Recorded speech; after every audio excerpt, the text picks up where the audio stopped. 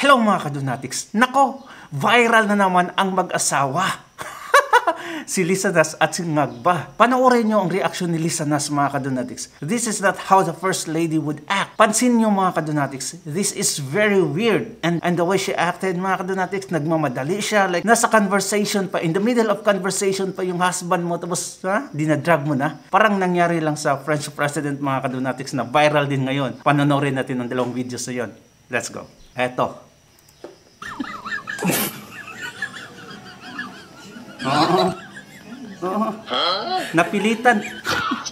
Napilitan si BBM.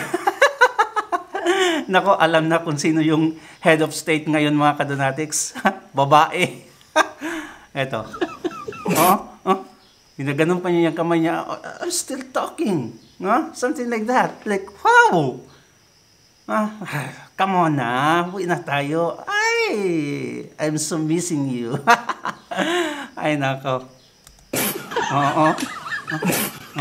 Napilitan talaga. Tingnan mo yung mukha ni BBM dito. Napilitan mga kadunatics, ha? For diplomatic purposes mga kadunatics, he has to stay as the head of the state. Halubilo sa ibang leaders mga kadunatics. But look what happened here mga kadunatics, ha? Dinadrag siya ni Lisanas. Ito.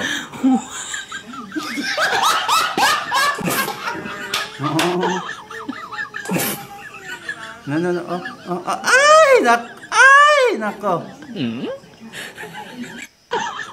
Again, panoorin natin. Ay, drag pa more.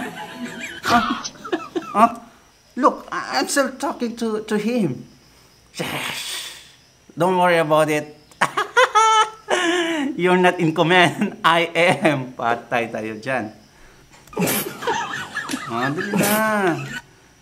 Hilaw. Hilaw yung tawa ni BBM. Ay, nako mga kadunatics. What do you think, ha?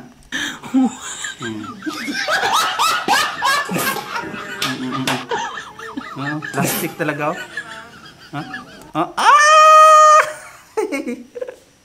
Ambot na lang sa baboy. Ay, nako. Look at that face, mga kadunatics, ha? Ganito na ako kumutya, mga kadunatics, because, there is something very wrong sa ating bansa ngayon dahil sa babaeng to. Ay, nako. Ay, sugar. Si Locsin ata yung kasama niya dito, no? Kausap niya. Teddy Locsin. Oh no, para lang yung nangyari mga kadunatics. Like today ata, na tinulak ng asawa yung mukha ng presidente mga kadunatics. Kitang-kita sa video, kuwang-kuha. Akala kasi niya, hindi makuha sa video. Hindi niya alam, nakatutok na pala lahat. Eto, panoorin natin. Maybe some of you have already seen this, but dang, this is so crazy. Ibig sabihin lang nito mga kadunatics, yung decision making ng isang presidente ay affected mga kadunatics pag ayaw ng babae. Eto, panoorin natin, Okay lang sana kung sa pagka-push mga kadunatics, pero doon with strength talaga. Nako. Tingnan mo yung mukha ng French president.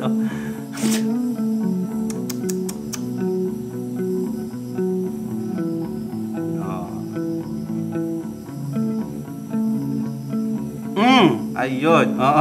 Hilaw. Ay, nako naman.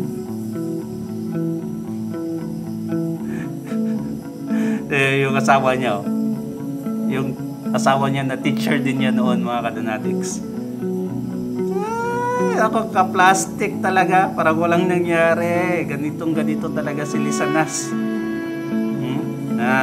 Tingnan mo. Anong mga nangyayari ngayon sa France mga kadunatics? Ang daming terorismo. Ang daming patayan mga kadunatics. May mga kidnapping. Weak din yung leader nila. Affected by the wife's decision. Probably na nangyayari sa Pilipinas. Ganun din di ba? Ay, nako.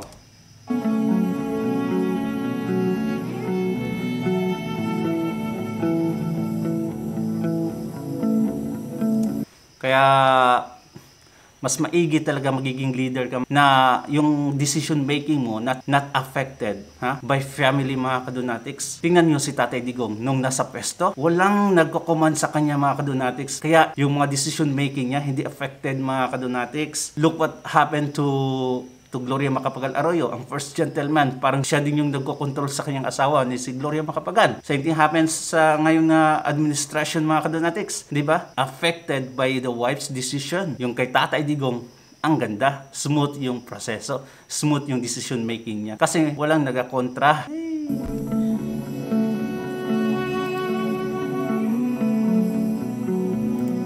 So, yun. Ano sa tingin yung reaksyon ni Lisa Nas? Ano kaya ang pinagmamadalian ni Lisa Nas, mga kadonatics? Ano kaya ang sinabi niya kay Bongbong Marcos? Comment down below. I will read your comments, mga kadonatics. This is so fun. Anyway, thank you so much and please take care of yourself. God bless you. Goodbye and subscribe.